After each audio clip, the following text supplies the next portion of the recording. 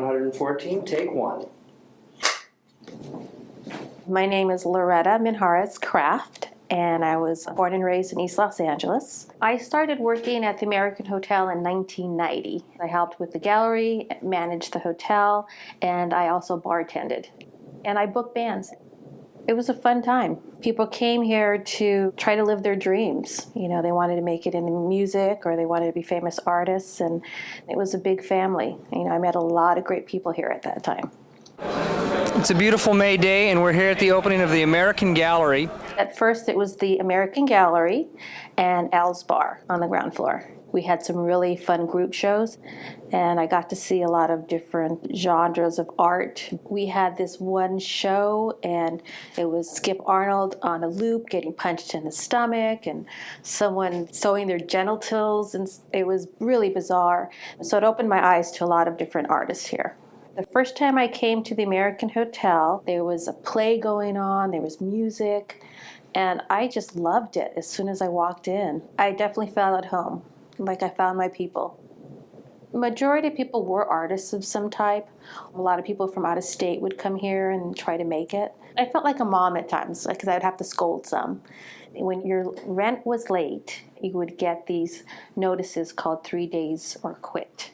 I would go door to door and slip them under the doors, you know, every month, because everybody was always late with their rent. And there'd be one room with like 5 of my friends in there who all lived there, and they'd be drinking and partying. And I'd say, hey, you know, you're all here, great. And I'd go in there and I'd pass them all out. And I'd say, I'll be back later, save me a beer. But they knew it wasn't me, it was just my job, and there was no hard feelings. We had a few occasional tenants that were servers, or we had one that was an ice cream man. And he would pay his rent in ones. And a lot of the servers did the same thing. So I'd get $150 bills. Some of the tenants, after they were here like 10 years, we used to call them lifers. And there's a few of them. There was this one particular tenant, Barney.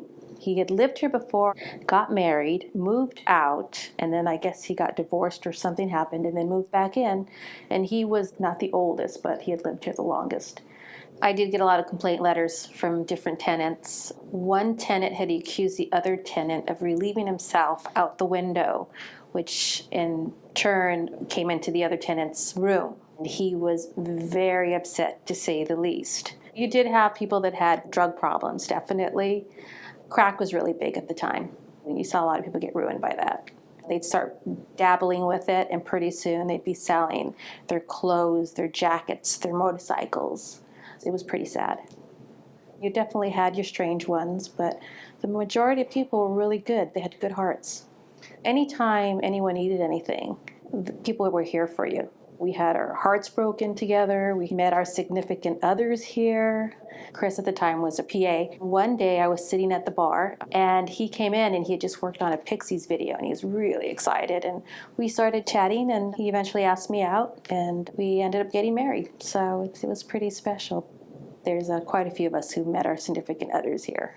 I'm really glad I didn't live here, because I was a babysitter during the day as it was, and I can just imagine them knocking at my door when someone was playing their guitar too loud. But I hung out all the time here, and if there were any times that I didn't have anything to do, I'd come to L's. L's Bar was my cheers. I knew all the bartenders, and it was a big family. Some were actors, some were students, some were dominatrix. Everybody was just real, and it was a fun place to be. I got to see some amazing bands, be it the Stone Temple Pilots or Rage Against the Machine. We had a tenant, Melissa, who had known people from Rage Against the Machine. And she said, you have to go check out this band, and it was on No Talent Night. And we all ran down there, and there was about 8 of us, and we got to see like Rage Against the Machine's first show. If you lived here and there was a good show, you could get in free. When Beck played here, and he would ask the bands before he became famous if he could play while they set up. Need to turn the guitar all the way up for this. He actually used to play at Troy that his stepfather owned and mother, and he had a Volvo, and he would drive people from that show to Al's Bar to his other show here. They had the notorious No Talent Night on Thursdays, so you could get up and do whatever you wanted for 5-10 minutes. People doing stand-up. A lot of the tenants would go down there and perform. There were those bands that would just destroy the bar. Rosemary's Billy Goat would shred stuffed animals, and they'd have bales of hay they would bring in. It was a total fire trap. I'm not sure how they got away with that, but it was just a place that you can go and just be yourself. The day of the riots, I walked over to Johan for lunch, and all the streets had been cleared. And it was very, very spooky. The National Guard was out in the streets, and there was a curfew. A lot of the tenants didn't have food, and they couldn't go out. They were stuck here. So the bar was opened, and a lot of the tenants, whatever food they had, they went down to the bar with. And it was just kind of an impromptu potluck. It was a very sad, sad situation. It was scary, and the hotel and the tenants pulled together like any family would. I met the most incredible people here, very strong women, some of my best friends to this day. Stacy is and was just beautiful inside and out. She kind of reminded me of an old Hollywood actress. She had this beautiful blonde hair. She had a very raspy voice. Every bar patron loved her. She was just so fun. She's smart, she's talented, she's an artist. She also rapped a little.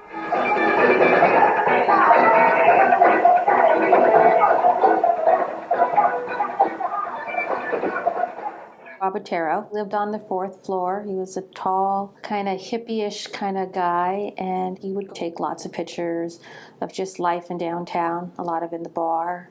He was just a simple man, and he just kind of lived simply and enjoyed the environment. He had a friend, Rick Corrales, who worked at the LA Times. At that time, he was playing with 360, where you take a photo and you have a 360 view. He was one of the first people that I knew who had been doing that. I'd never seen anything like that.